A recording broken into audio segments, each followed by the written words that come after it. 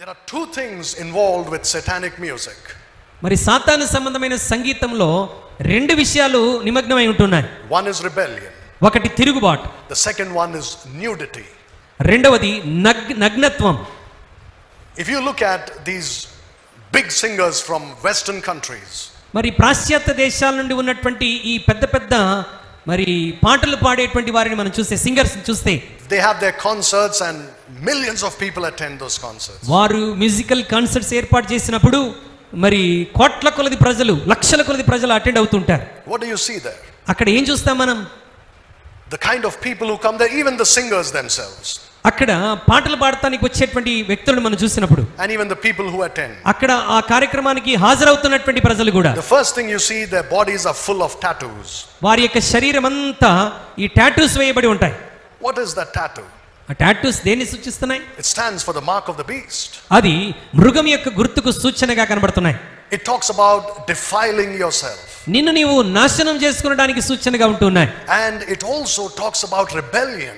అది తిరుగుబాటుని గురించి కూడా తెలియజేస్తున్నాయి. It says, I don't care what you think about me. నీవు నా గురించి ఏమనుకున్నా పర్వాలేదు, I'll do what I want. నాకు ఏది నచ్చితదో అదే చేస్తాను. I like this tattoo on my face. ఈ ముఖం మీద టాటూలు వేసుకోవడం నాకు ఇష్టం, నేను వేసుకున్నాను. Who are you to ask me? నన్ను అడగటానికి నీవెవడవు?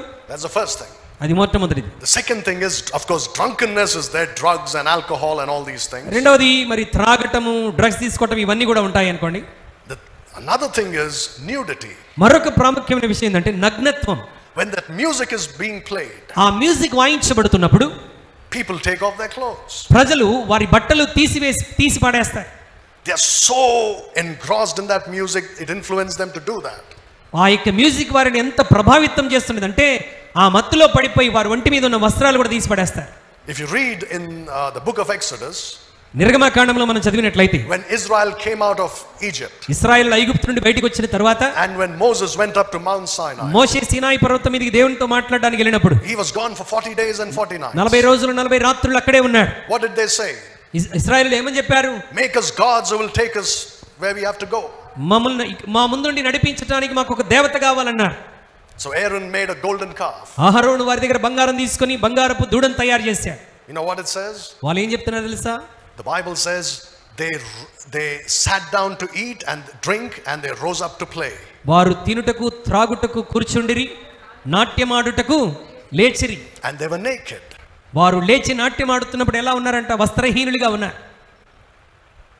Idol worship is connected to drunkenness, it's connected to nakedness. విగ్రహారాధన మరి త్రాగుడికి, అదే విధంగా నగ్నత్వానికి మనకు అక్కడ ఎక్కువగా కనబడుతుంటుంది. And when it comes to rebellious music, you see rebellion and nudity.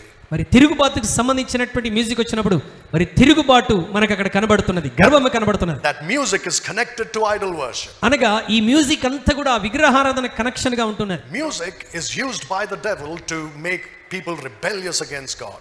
సంగీతం సాతాను చేత వాడబడి ప్రజలు దేవునికి తిరుగుబాటు చేసే విధంగా ప్రభావితం చేస్తుంది. And it makes these people who get involved in that music to worship the devil.